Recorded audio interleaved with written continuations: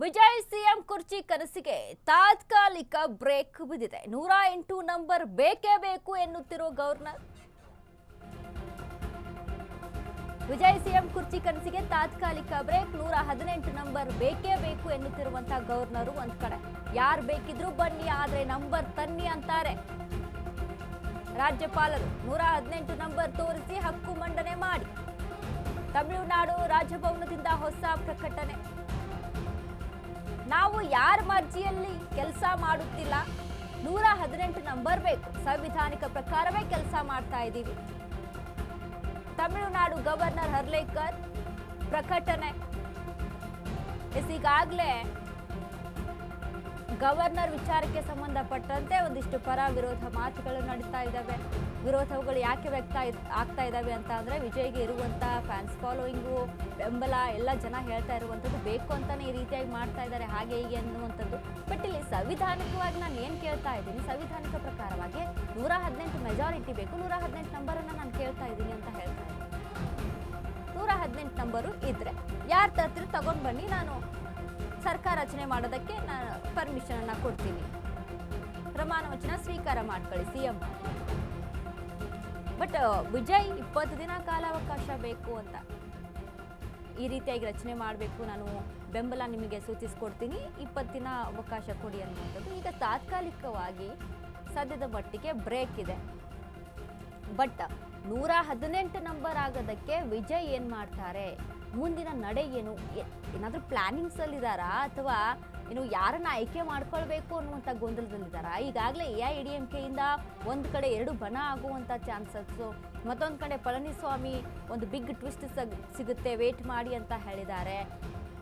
ವಿಜಯ್ ಅಂದರೆ ಏನಾದರೂ ಇಲ್ಲಿ 2 ವಿಭಾಗ ಆಗಿ ಒಂದು ಕಡೆ ಏನಾದರೂ TVK ಪಕ್ಷವನ್ನ ಆಯ್ಕೆ ಮಾಡ್ಕೊಳ್ಳುವಂಥದ್ದಾಗುತ್ತಾ AIADMK ಇಂದ, ಅಥವಾ ಏನು ಇವು ಈ ಥರ ಇದ್ದಾರೆ ಎಡ ಪಕ್ಷಗಳಿದ್ದಾವೆ, VCKಯನ್ನ ಆಯ್ಕೆ ಮಾಡಿಕೊಳ್ಳುವಂಥ ಏನಾದರೂ ಪ್ರಸಂಗ ಇರುತ್ತಾ? CPIM VCK ಏನಿದೆ ಅಲ್ಲ, ಇವುಗಳಲ್ಲಿ ಬೇಡಿಕೆಯನ್ನು ಇಟ್ಕೊಡ್ತಾರೆ, ಮನವಿಯನ್ನು ಮಾಡ್ಕೊಳ್ತಾರೆ, ಏನು ಮಾಡ್ತಾರೆ ಅನ್ನುವಂಥ ನಡೆ ಇದೀಗ ಸಾಕಷ್ಟು ಪ್ರಶ್ನಾರ್ಹವಾಗಿರುವಂಥದ್ದು.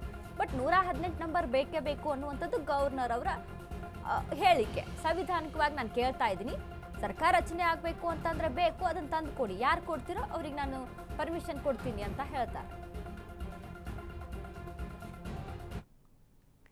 DMK ಅಣ್ಣಾ DMK ಪಕ್ಷಗಳ ಮೈತ್ರಿ ಆಗುತ್ತಾ ಇಲ್ವಾ?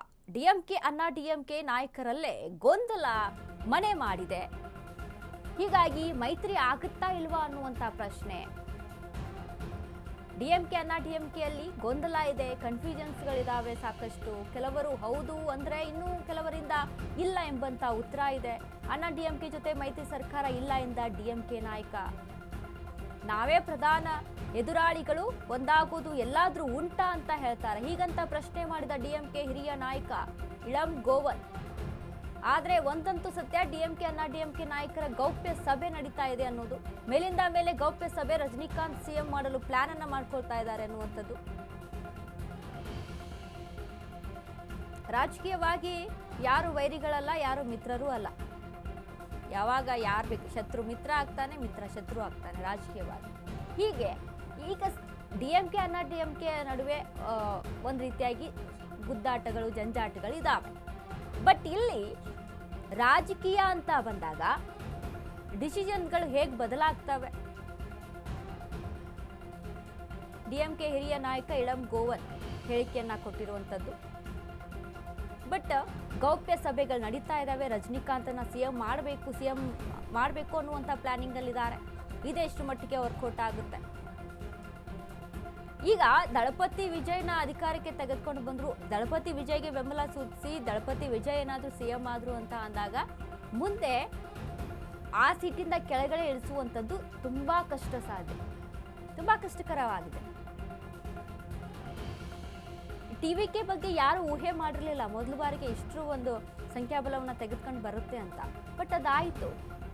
ಇನ್ನು ದಳಪತಿ ವಿಜಯನ ಏನಾದರೂ CM ಸ್ಥಾನಕ್ಕೆ ಹೋಗಿ ಕೂಡಿಸಿದ್ರೆ ಅದನ್ನ ವಾಪಸ್ ಪಟ್ಟವನ್ನು ತೆಗೆದುಕೊಳ್ಳೋಕೆ ಇನ್ನೊಬ್ಬರು ತೆಗೆದುಕೊಳ್ಬೇಕು ಅಂತ ಅಂದ್ರೆ ಕಷ್ಟ ಇದೆ.